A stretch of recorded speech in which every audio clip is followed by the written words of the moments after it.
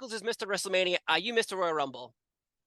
No, because I haven't won yet. People say that, people say that I'm, well, you have a good moment, but to me, like the best moment would be like to actually win, Mm. or at least make the final four. So I hold myself to a real high standard. I don't want to like, how could I claim to be Mr. Royal Rumble and I've never, you know what I'm saying? Like Well, I've you don't never have to won it claim yet, it. Someone can come. Someone But can claim it for yeah, you.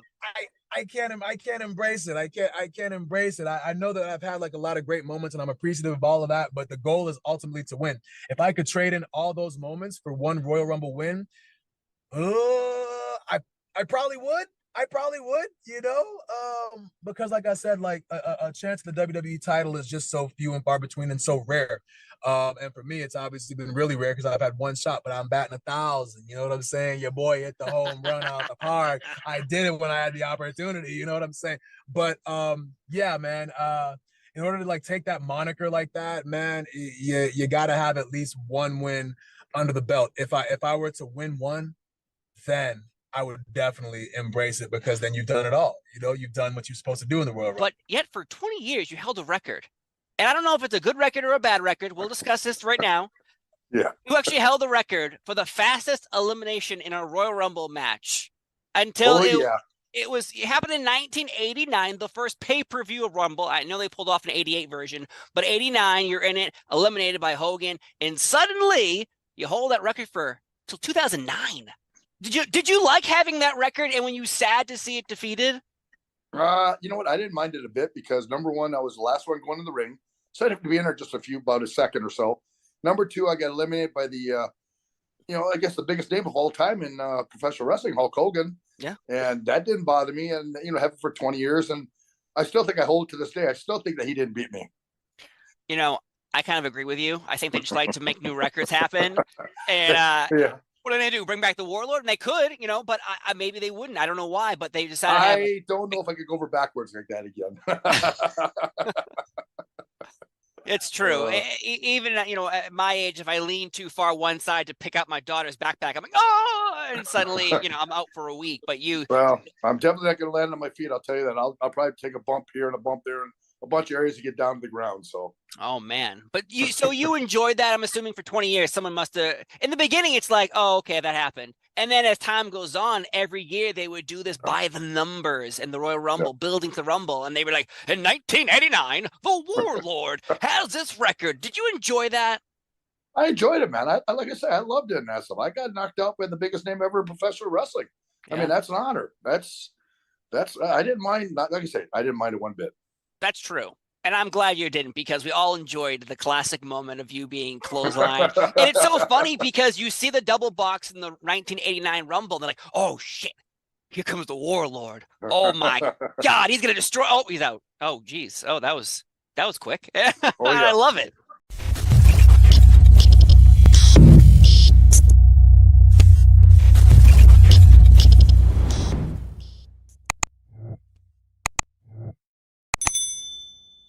And then recently, Charlotte Flair said one of the mountains she wants to climb is you. She wants to wrestle you. I think I saw that. After you win your championship back at Hard to Kill on January 13th against Jordan Grace in Atlanta, Georgia, bring your belt to Royal Rumble, take Charlotte Flair's SmackDown belt, win that, and bring it back to Impact Wrestling. I think that's what we need in this world. People talk about forbidden doors all day long, but let's talk about the Mickie James door, because you're kicking it down, taking Charlotte Flair's belt. Could we see this? I guess, last year, I would have told you absolutely not. We can't see that. But this year I go, well, anything is possible, right? Like, it took a lot of magic to make that Royal Rumble happen. And the fact that it was so special. Man, I still get chill bumps every time I watch that entrance and I'm fighting with my jacket because it got stuck and I forgot to turn around to show the back in it because it was so awesome. And you had the belt too, and they said Impact Wrestling. That's what was great. And it was multi-layered of reactions. It was like oh my God, it's hardcore country.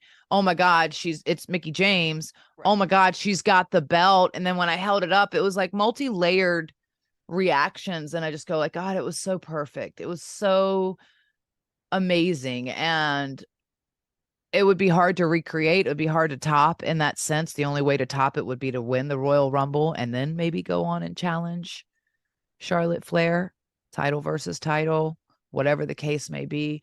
I'm really honored that she would say that. I've obviously said a lot of times that one of the only people that I never really got to, aside from in the Rumble, stand across the ring from, was Charlotte Flair. My whole time there, I got moved to Raw. She went to SmackDown, and I was aligned with Alexa a lot. And the thing is, I didn't have a lot of singles actually stories or a single run really at all at WWE when I was there, because I was partnered with Alexa and I had a blast. So fun. Still had WrestleMania moments, and her versus Nia, and I was out there and different things. But I still, I guess, hungered and wanted that one final Mickie James WWE moment on WWE television, and I always wanted to be able to present hardcore country to the WWE audience because it was something that they had never seen. And I thought that it was something that, it got over huge when we first did it in TNA at the time, Impact Wrestling.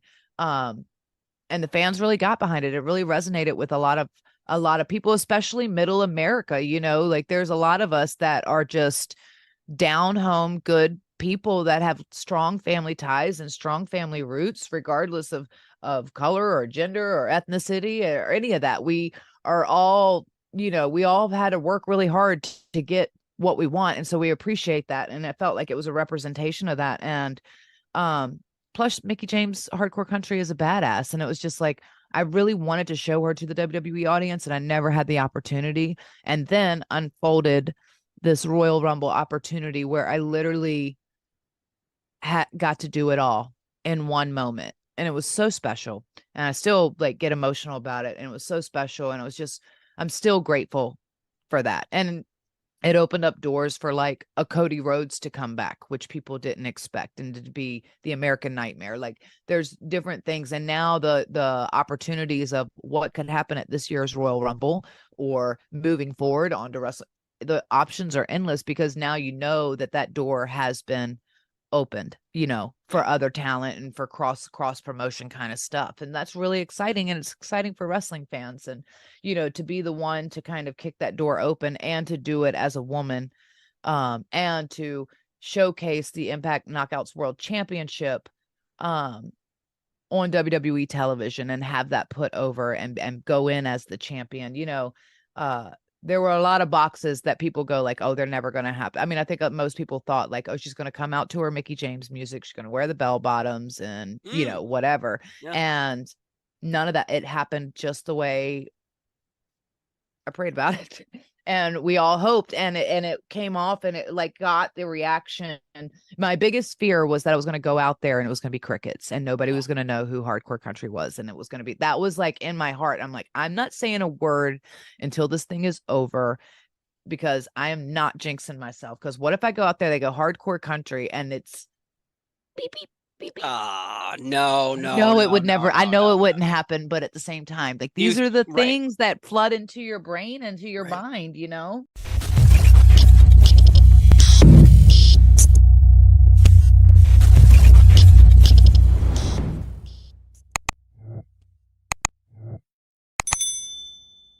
The desire is always there a little bit, because this is what I love to do and I still do it. And even when, as far as last year, as long as I've been outside of WWE, I've never petitioned to come back. And it's just because I just didn't look at it like an option after the second time. After the first time, sure. But after the second time, it's I got to move on. I still want to wrestle, but it's just not going to be on television with WWE. And that's okay. I can do it. I can do other things in the business as well as time goes on. But but this last year at the Royal Rumble was the first time in it's been well over 10 years. I'd seen MVP come back, I've seen Shelton come back, I've seen Carlito come back, and I kind of felt it's been 10 years. I mean, it feels like a good time. It's been so long. It's who else can they bring back that'll be a bigger surprise at this point, out of at least those guys that have been gone? And I just kind of felt like it was me. And then when you also think of the whole Bobby Lashley aspect, the idea of the Hurt Lock, Master Lock thing, and So when Royal Rumble came around, I kind of started petitioning for it a little bit, and there was some talks with even like some of the people I knew within WWE. So it wasn't like it was just going on deaf ears. But Bobby Lashley ended up not being in the Rumble. If you remember, everything changed and everything got flipped upside down. Yeah. And so that kind of took a lot of steam out of it. Because let me just make one thing clear before we move off of this. When I did petition for this, it wasn't for the sake of like, oh, I need to make a comeback to WWE, or I want to make a comeback and this should be lead to something.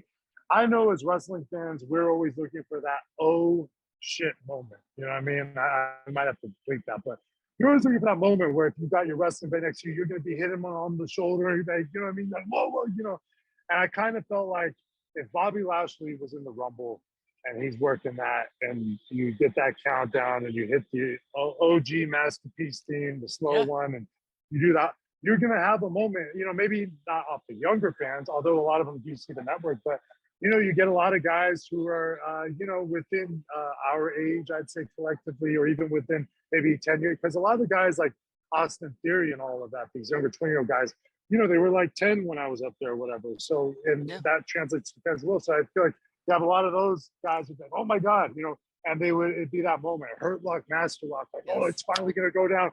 What's going to happen? And so it would be one of those moments. And that's what we're always looking for as fans in the business. You're looking for those moments because those are what we live for. So like the only reason I highlight that is because I feel like that's important for everybody to know that like literally this was just about the moment. It was about giving the moment to the fans. It was for myself too, but it was, again, it's not me trying to petition for Chris Masters comeback in WWE full time. It's like, hey, this would be cool. Let's give them this moment because everybody's always on Twitter and Instagram talking about the Master Lock, Hurt Lock, Master Lock, Hurt Lock, Master Lock.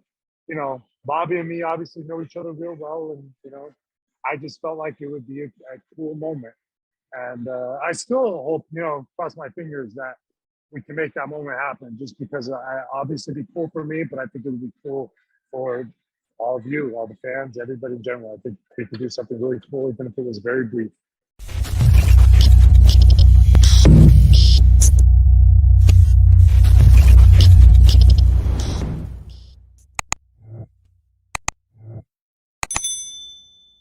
For years, it seemed like you were erased from WWE history for some strange reason.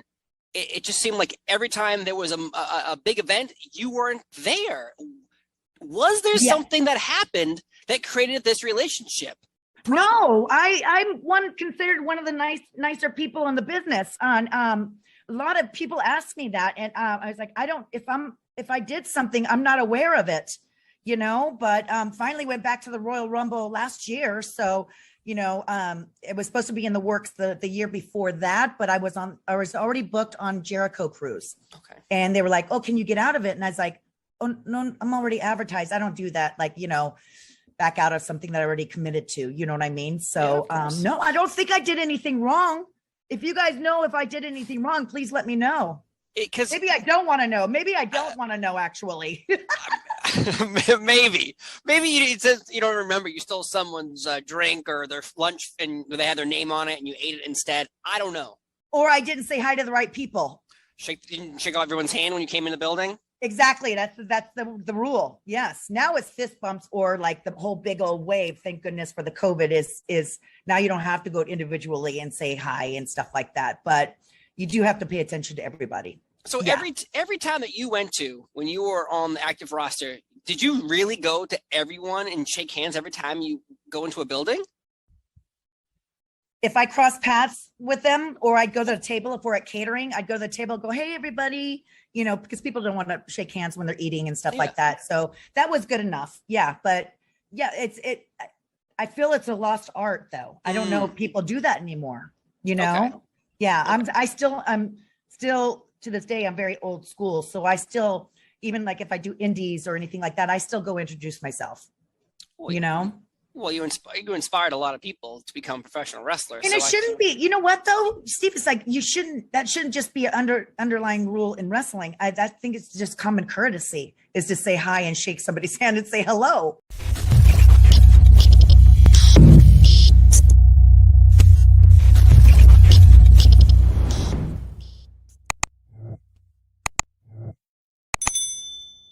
Everybody wants that countdown, the 10, the 9, the 8, and so on and so forth, and the buzzer, and you walk out entering the Women's Royal Rumble. Are we going to see this? Can you even mention if you're going to actually be there?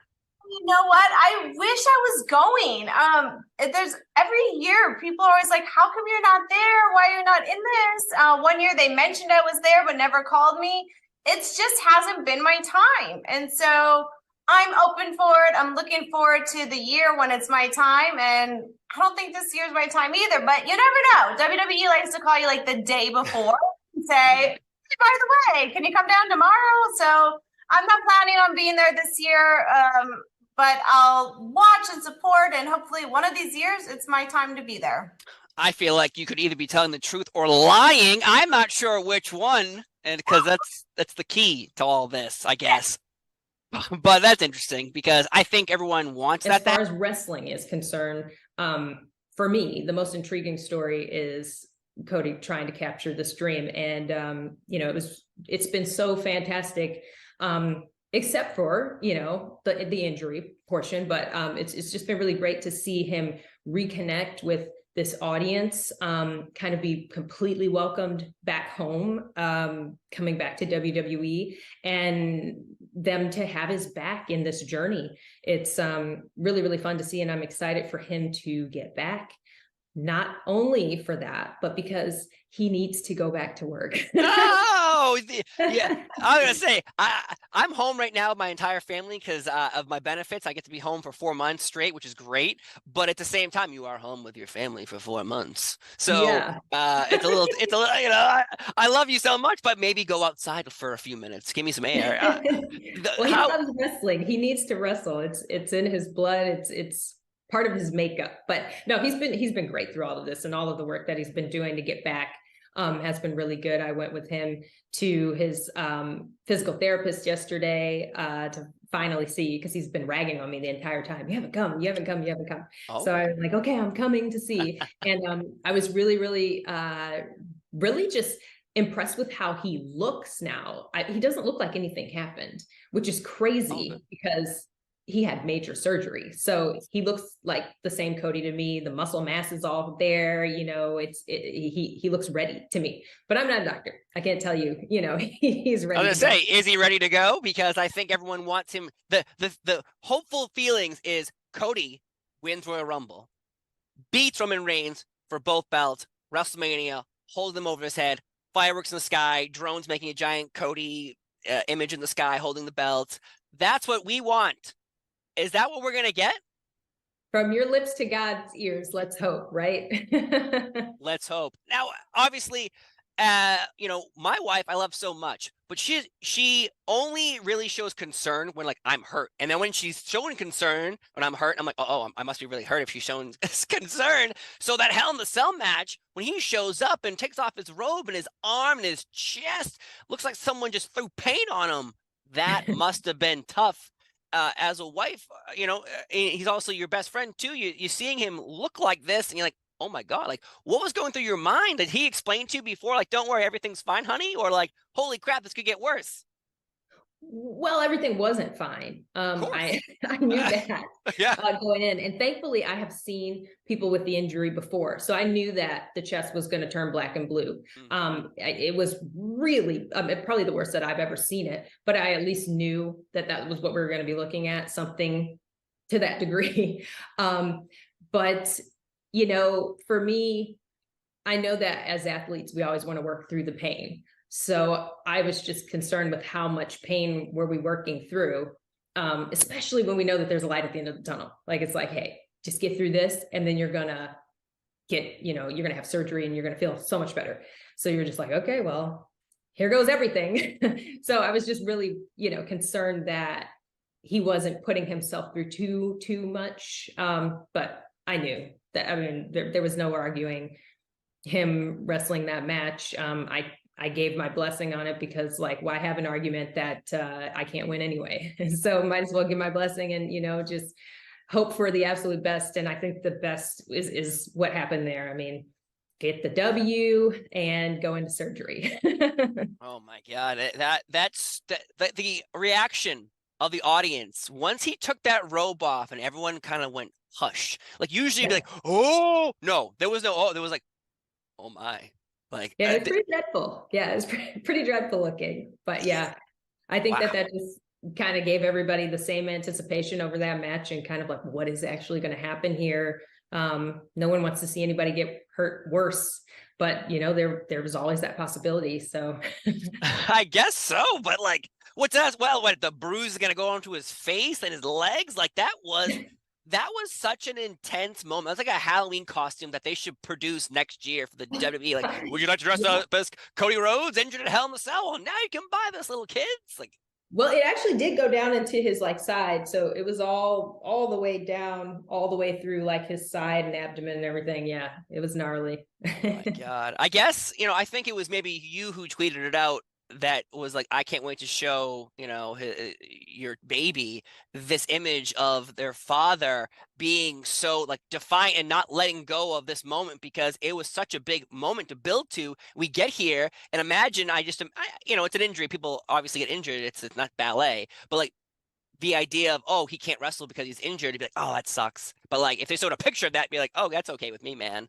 But like, how inspirational is that for, I guess, all dads to want to go out there and show to their kids, like, it's okay. Like, we can work through the pain, and don't worry, there is light at the end of the tunnel. Like, that must be pretty awesome to feel that your husband is willing to go out there and do that for all the fans who are on this new journey with him, getting to become the new world champion in the WWE.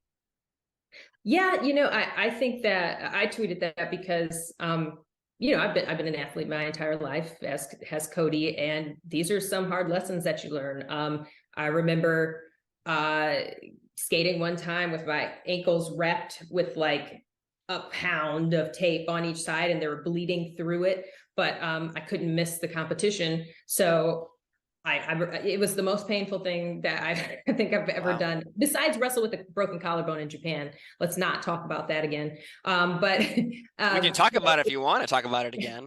Let's not. It was rough. We're good now, though. I'm okay. Oh, good.